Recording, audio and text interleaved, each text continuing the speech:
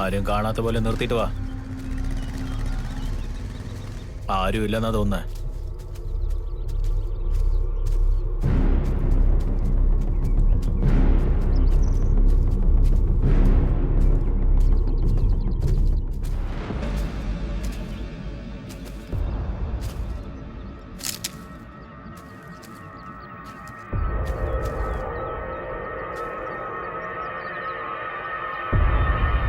സമ്മതിച്ച 5 minute അല്ലെങ്കിൽ അരമണിക്കൂറാ.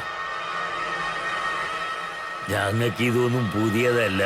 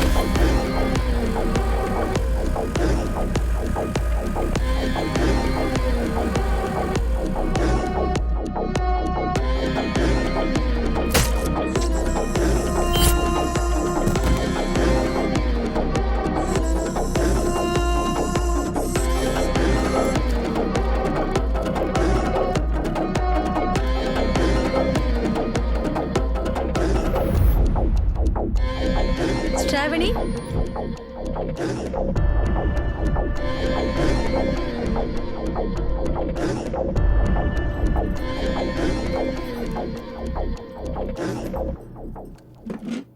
മോളുടെ പേരെന്താ? ഞാൻ ആണുങ്ങളോട് സംസാരിക്കില്ല. എന്തിന്? എനിക്ക് ആണുങ്ങളെ ഇഷ്ടമല്ല. പക്ഷെ മോളുടെ അച്ഛനൊരു ആണാണല്ലോ. എന്റെ അച്ഛനൊരു നല്ലവനായതുകൊണ്ടാണ് ദൈവം അദ്ദേഹത്തെ നടക്കാൻ പറ്റാതെ നേഴ്സ്, ഈ മോളെയും കൂട്ടി നിങ്ങളൊന്ന് കുറച്ചു നേരം പുറത്തു നിന്നേ. Okay doctor.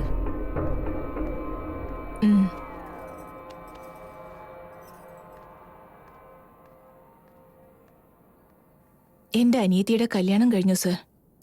അവളുടെ ഭർത്താവ് കാരണം അവളുടെ ജീവിതം തന്നെ നശിച്ചു. അപ്പോൾ മുതൽ അവൾ വളരെ അസ്വസ്ഥയാണ്. അവിടെ തന്നെ ജീവിച്ച അവൾ എന്തേലും കടുങ്കൈ ചെയ്യുമെന്ന് കരുതി ഞങ്ങൾ വീട്ടിലേക്ക് കൊണ്ടുവന്നു. എന്നാൽ അതിനുശേഷം എന്റെ അനിയത്തി എന്റെ ആമക്കളെ കണ്ടുകഴിഞ്ഞാൽ വളരെ ദേഷ്യത്തിലാണ് പെരുമാറാറുള്ളത്. എന്നാൽ കുറച്ചു ദിവസങ്ങൾക്ക് ശേഷം എന്റെ അനിയത്തി മരിച്ചുപോയി. എന്റെ ഭർത്താവിന്റെ കാൽ പോവാനുള്ള കാരണവും എന്റെ അനിയത്തിയുടെ ഭർത്താവാ. ഈ എല്ലാ കാര്യങ്ങളും എന്റെ മോളുടെ മുന്നിൽ വെച്ച് നടന്നത്. അതായത് ചെറിയ പ്രായത്തിൽ തന്നെ കുട്ടികൾ എന്താണോ കാണുന്നതും കേൾക്കുന്നതും പിന്നീട് അതുപോലെ തന്നെ ഇരിക്കണം എന്ന് അവരുടെ മൈൻഡ് ഫിക്സ് ചെയ്യും. കാരണം അവരുടെ ബ്രെയിൻ വളരെ ഷാർപ്പായിരിക്കും.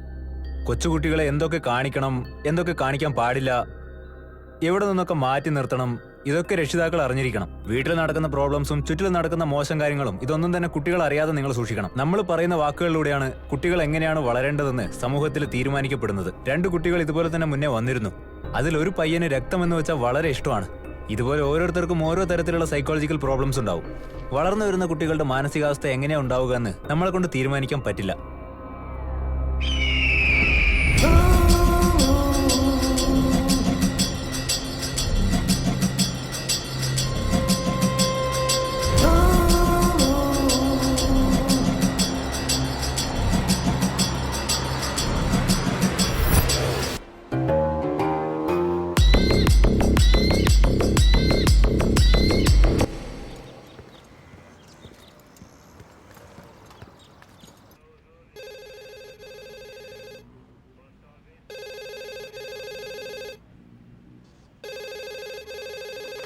ഹലോ, സാറേ തിരിച്ചു എന്തുവാടോ? വീണ്ടും 2 കൊലപാതകം സാറേ. എന്ത്?